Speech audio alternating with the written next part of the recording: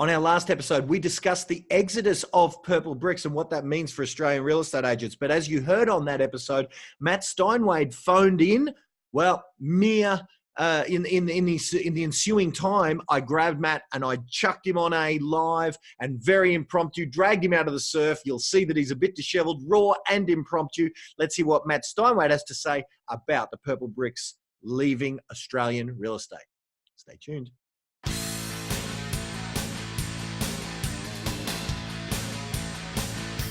You want the normal real estate training you've been told a million times? Make cold calls, knock on doors. Best be switching off now, because in this podcast, we go out of the box using unknown tactics, primarily, that the real estate industry's never heard of, in order to get you called in more often, convert those listings, and get more success without the painful cold calling. Listen up, we're in for a ride. This is Real Estate Renegades. We're live, gang. We have got the great man with us. Matt, as you guys heard maybe an hour ago, Matt called me in the middle of my big breaking news thing. And there's probably only one person in the world that I would have answered that phone call. Oh, sure, there's more than that. James Tosterman. James, John, and you. Naomi. Let me say, Naomi, but we all kind of know that given the amount of time I speak to her, I'm probably saying, "Come on, babe, I'll call you in an hour." Oh, good. Mate, how you doing, bud? Good. I see, mate, do we catch you just out of bed or just out of the surf or? My pajamas.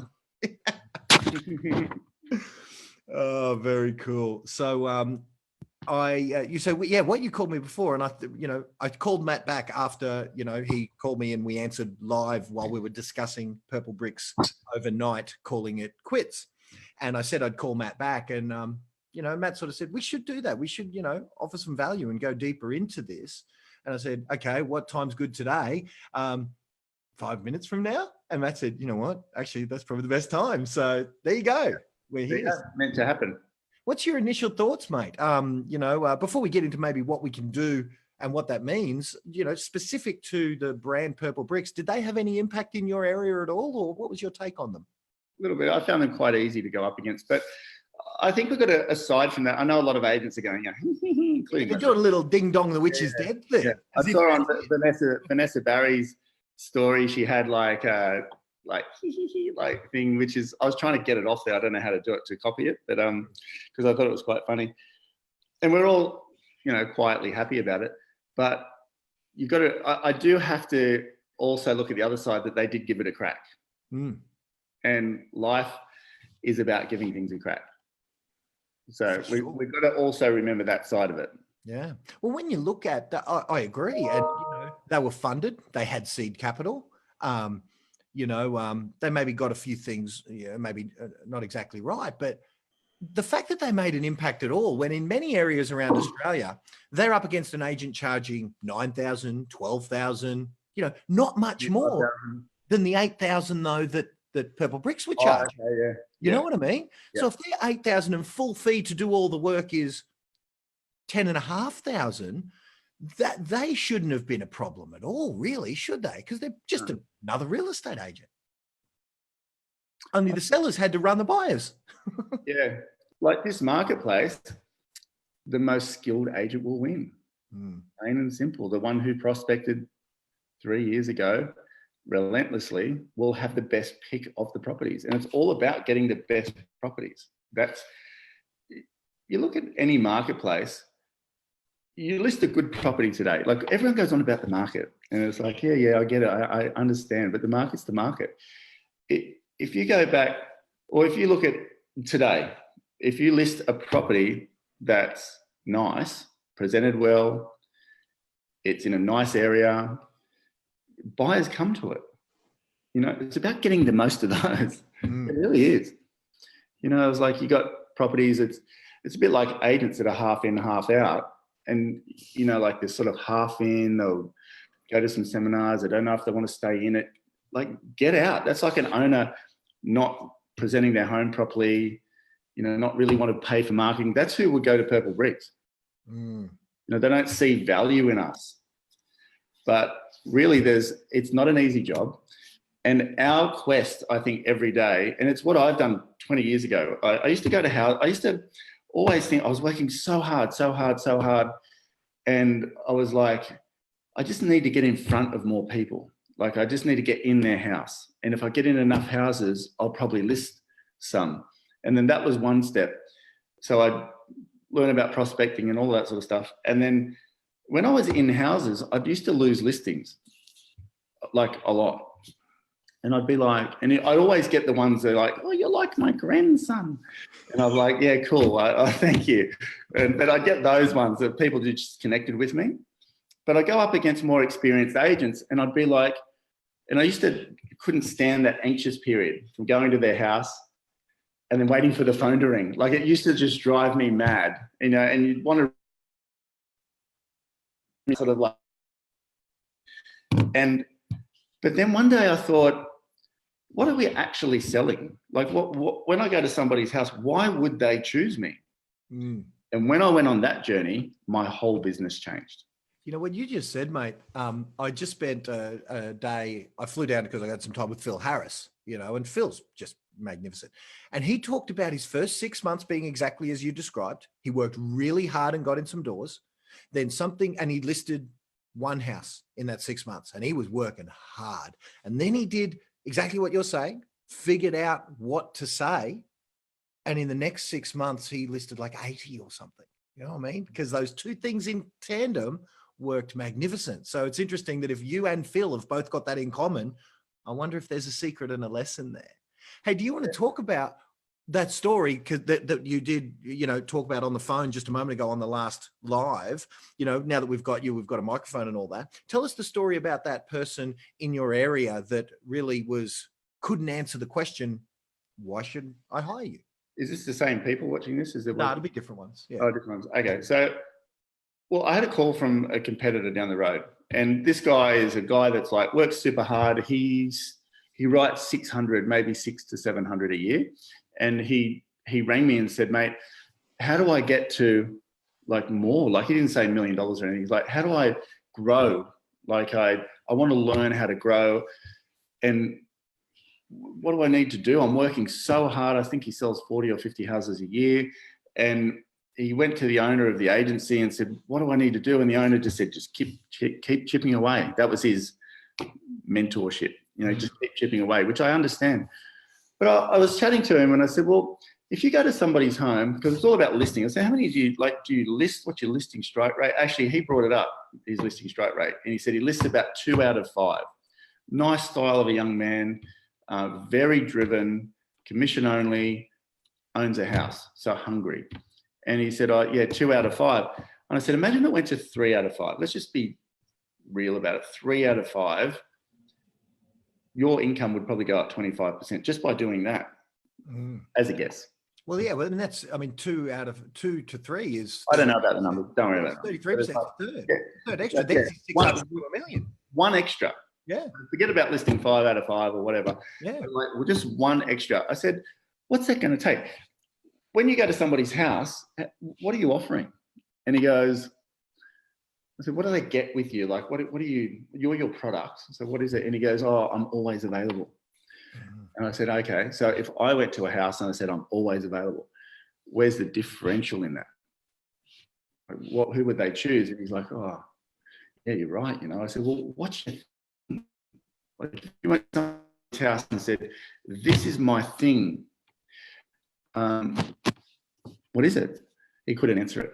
Like, this is what his product stands for. This is what they get. I said, that's what you need to answer. Yep. Once you answer that, your listings will increase by 1, but they'll probably increase by a lot more than that. And you will double your business. Yeah. If he's already at 600 or 700, 50 sales a year without an answer to that question, God knows what he's going to do if he's even got a half good answer to the question, let alone a great answer, you know?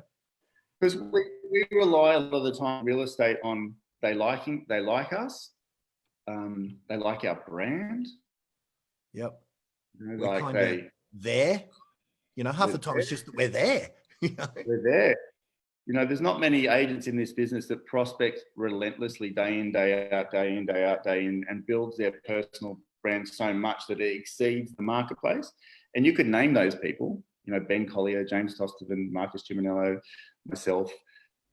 James Dack, or, there's not many. So there's that. So if most agents don't, they try on and off, and then they don't have a USP. They have a bit of this is the house price. I'm a nice person. I went to that school. I live down the road, blah, blah, blah, like trying to find some rapport. Mm-hmm. Like, what is it then? Like we're asking for $20-something thousand, $30,000, $50,000 when we go to somebody's house. What are we exchanging for that though? So we all say that, when we're skilled negotiators, I'd be showing people that. And if you can't show somebody that, you don't understand it.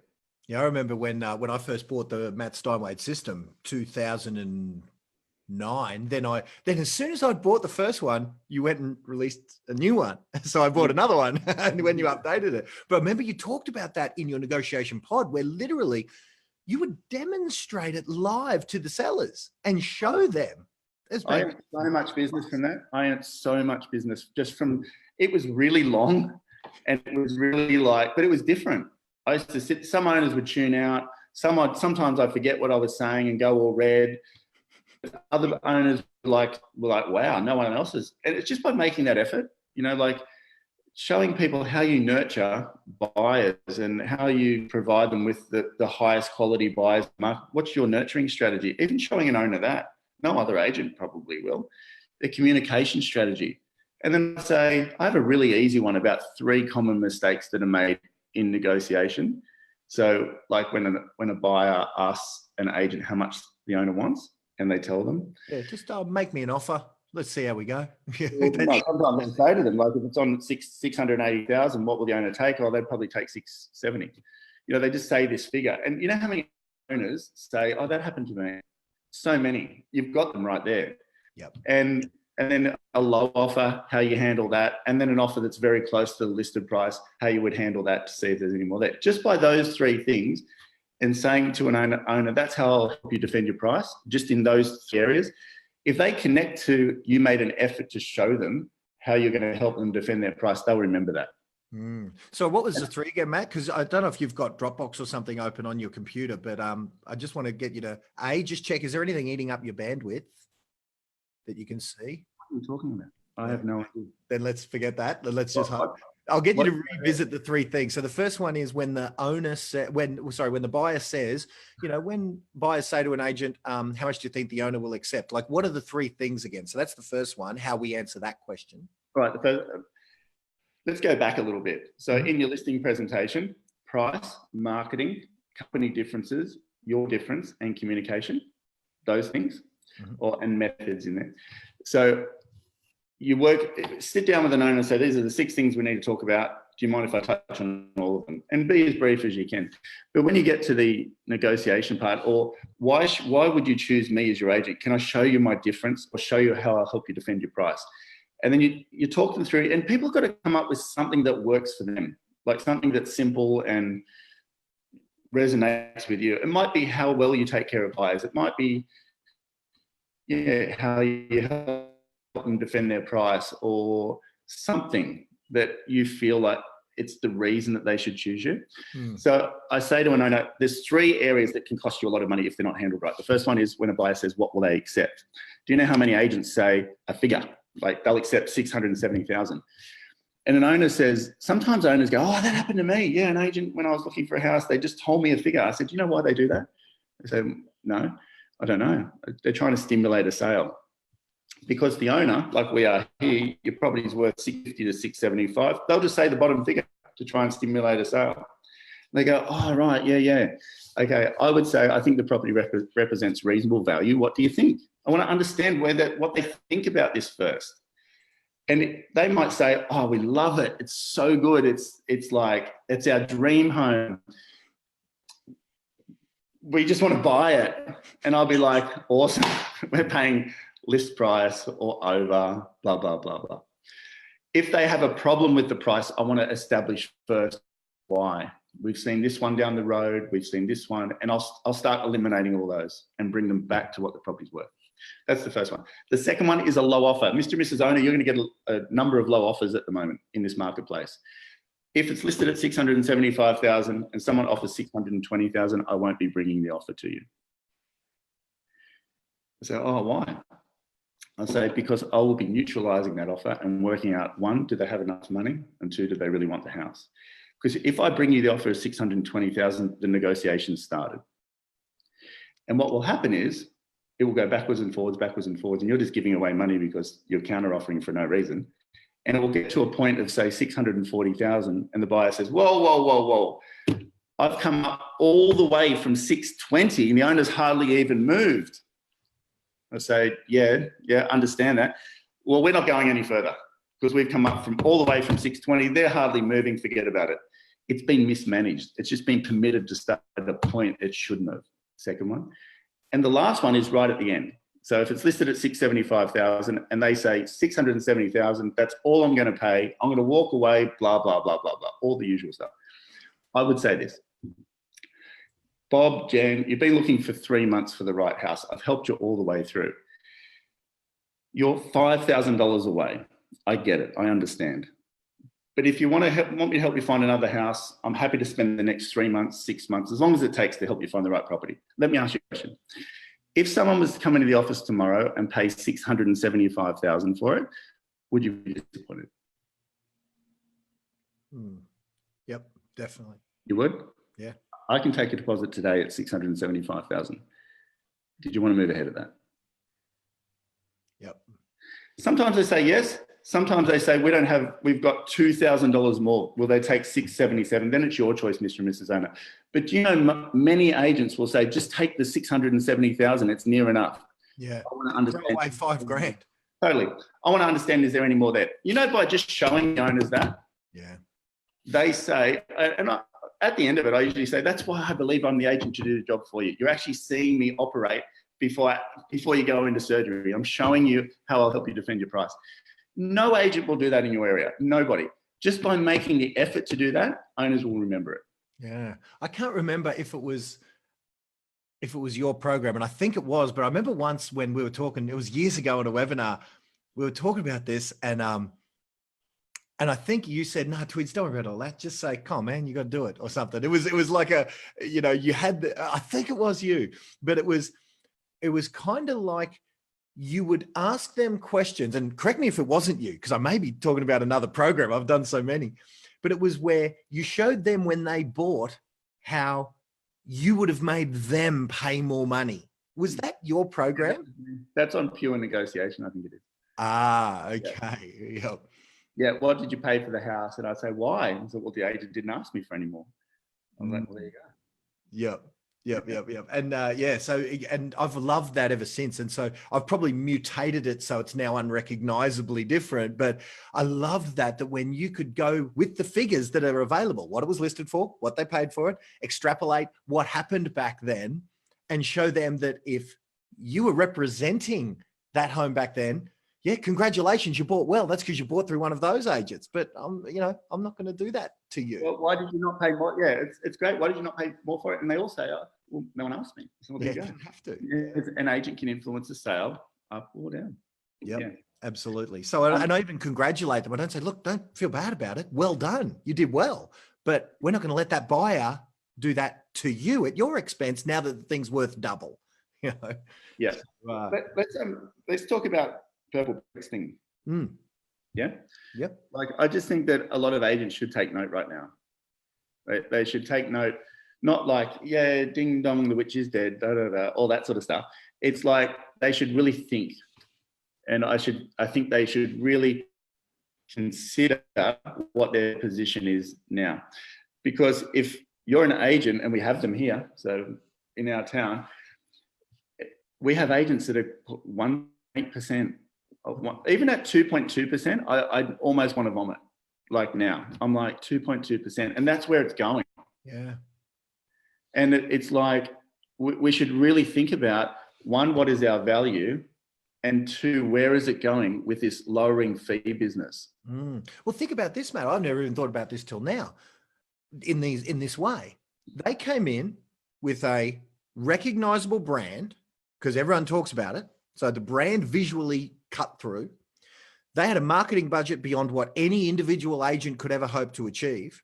and they had a USP. Why should you sell with us? Well, you give away, they had a compelling USP that the consumers out there did resonate with. Agents get paid too much, we'll charge you less. So with a $20 million piece of budget, I think that was the number that was thrown out there at some stage. So they were well financed. They had a visually cut through brand, and they had a message that the market wanted to hear. And yet here we are 24 hours out after them saying couldn't make it work. So boy, oh boy, that puts some interest in, doesn't it? I'll tell you why. They weren't area specialists. Mm-hmm. They didn't have an expertise. The ones around here anyway. They weren't an area specialist. They didn't offer anything but a cheap price. Mm-hmm. And their service levels were average.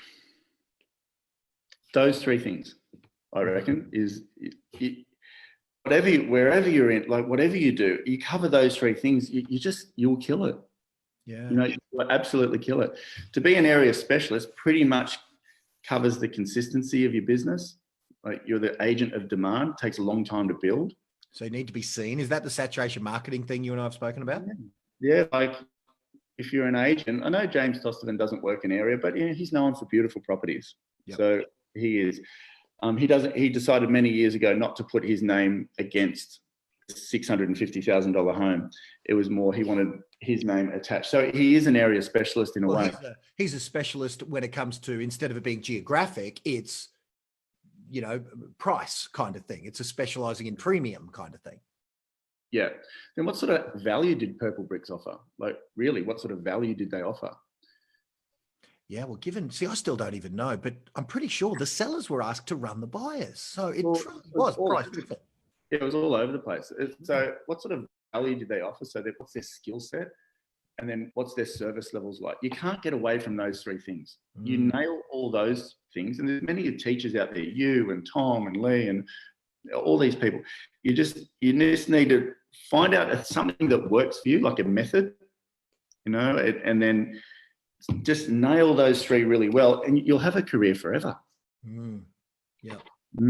So when, let me just ask you, because I know you and I have been backwards and forwardsing about doing that day with Matt we did, because understand that we could spend all day on this. And frankly, we did a couple of months ago when we did the day with Matt, where it literally was a room full of people and you for a day there in Sydney. And, we had people fly from all over the country for that.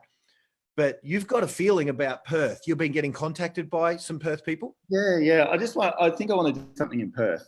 Or do you just want to visit Perth? They're right over there. They're right over there. And I never go there.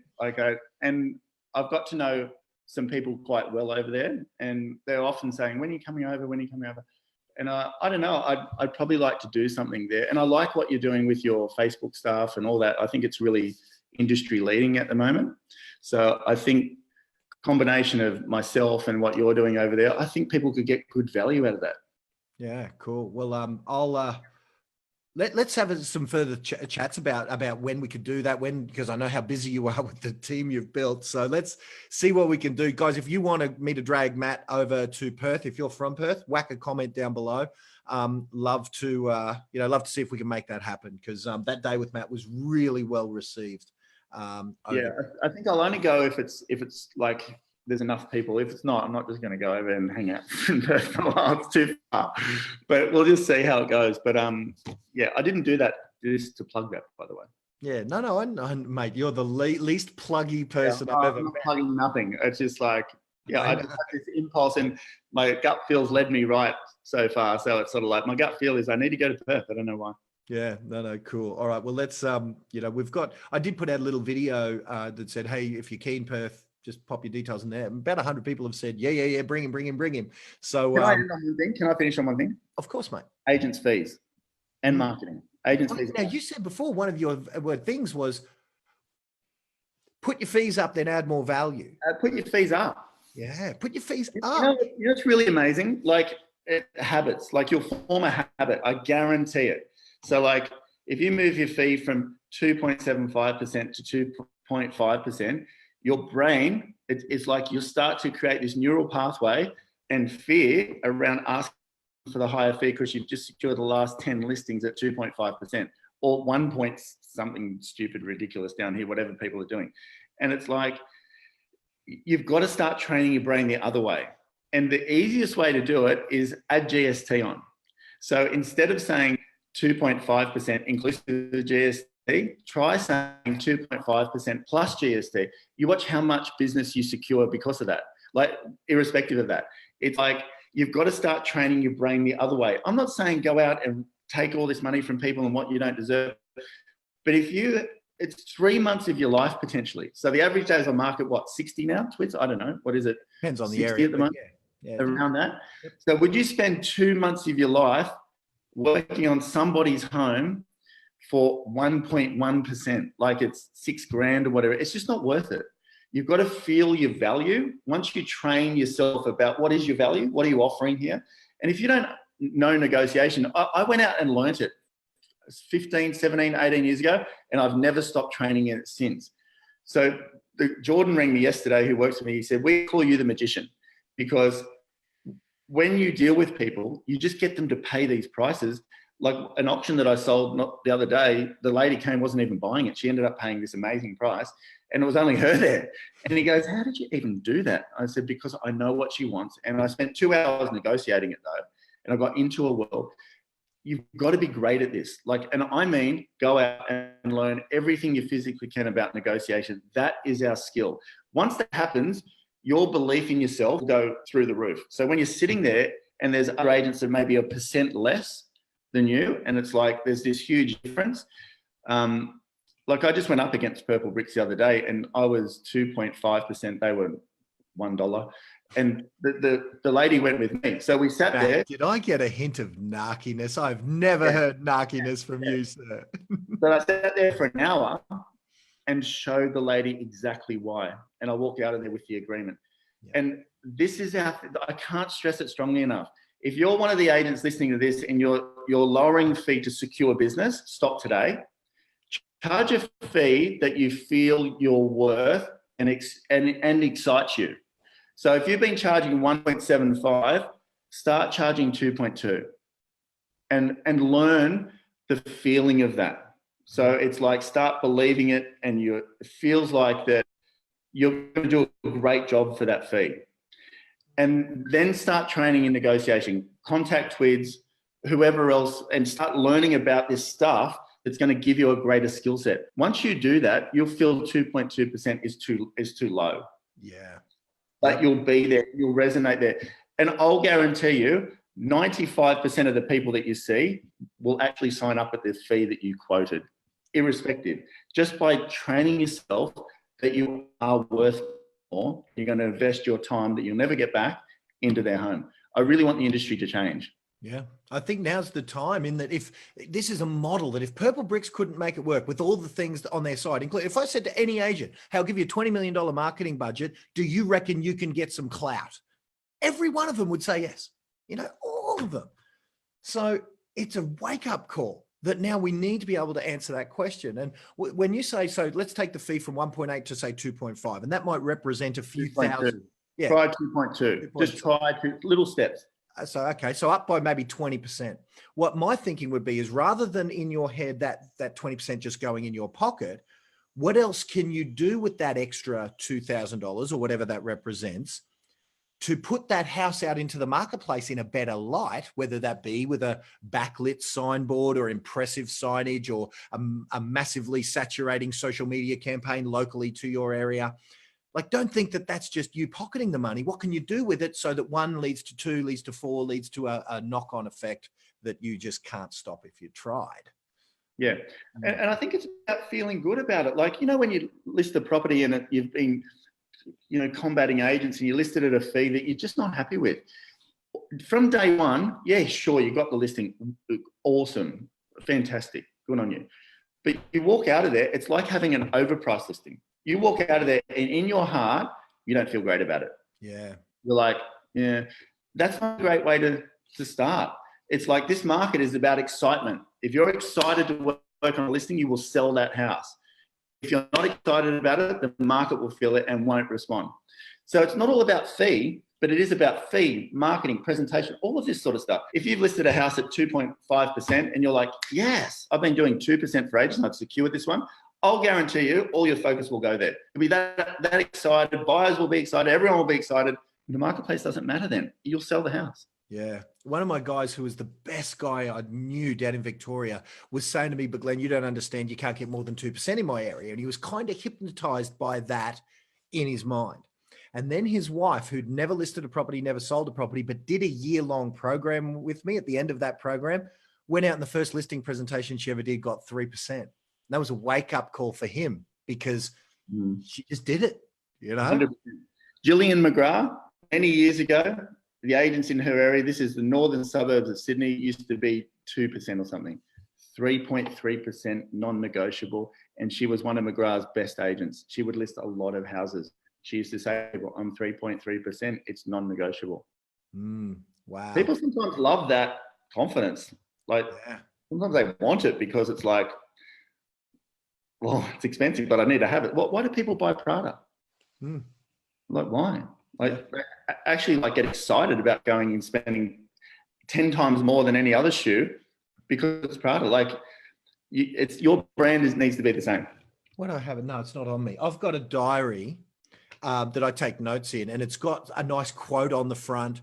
And I bought it from one of those stores where it's upper market stationery because it had a nice quote on the front. Now, this here, which is very much my style, cost $1, right? For a notebook, right? $1. This diary with the quote on the front. So bad. 40, right? Yeah. It's still paper.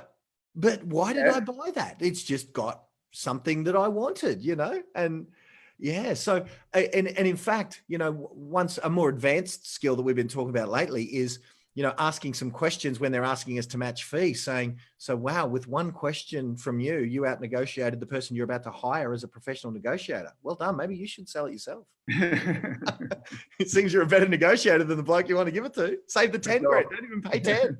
Pay yourself. Yep. Wow, man. All right. So guys, if you want me to drag this, this champion over to Perth, that'll be fun. He's saying he's angling at me doing some Facebook stuff in there. I'll probably try and talk him out of it because I don't want to. No way. That's the deal. I want it to be, oh, is that the deal? Goodness. All right. Yeah. I'll just teach you Matt Steinwede principles. No. You're not learning out of it, young man. All right. If we can get a day with Matt over there, I'd be honored. I just love any chance to hang out with him because as you see, even from today, he drops knowledge bombs every time he opens his mouth. He's as good as they ever get.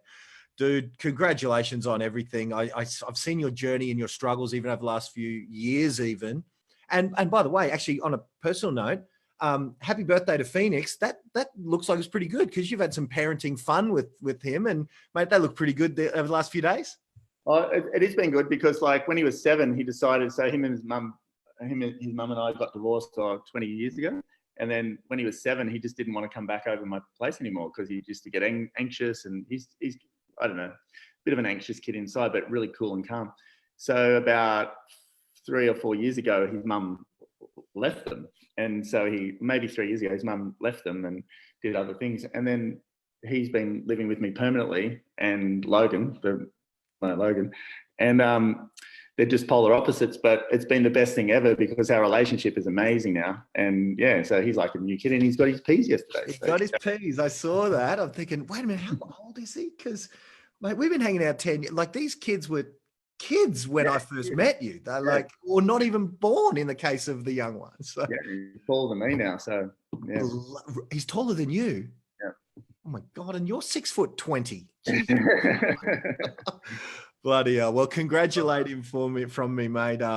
Peas is a big deal. And I know that sounds weird, but literally the ability to drive where you want to drive, that's a big deal for a human. That's kind of that's almost a rite of passage into manhood. So congratulate him, mate, and wish him well on the new journey. Tell him to be careful because I remember I was an idiot when I got my P's. An idiot driving a HQ Holden.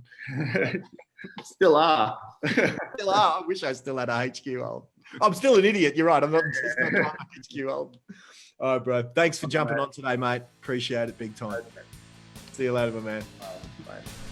Wow. Well, there you go. I hope you liked the episode. If you liked that, then what you need to do is you need to subscribe. You need to get more of this craziness because we got more coming. I'm never standing still, and we've got so many more guests. We've got so many more strategies, more out-of-the-box thinking. So if you haven't subscribed, literally, you're like throwing away thousands of dollars. Because I tell you, if you haven't subscribed, you don't come back, you know what I'm going to do? I'm going to find you, I'm going to market to you, and I'm going to charge you for the very stuff that on this podcast we give away for free. So whack that subscribe button on whatever your favorite podcast weapon of destruction is, and we'll see you on the next episode. Bye for now.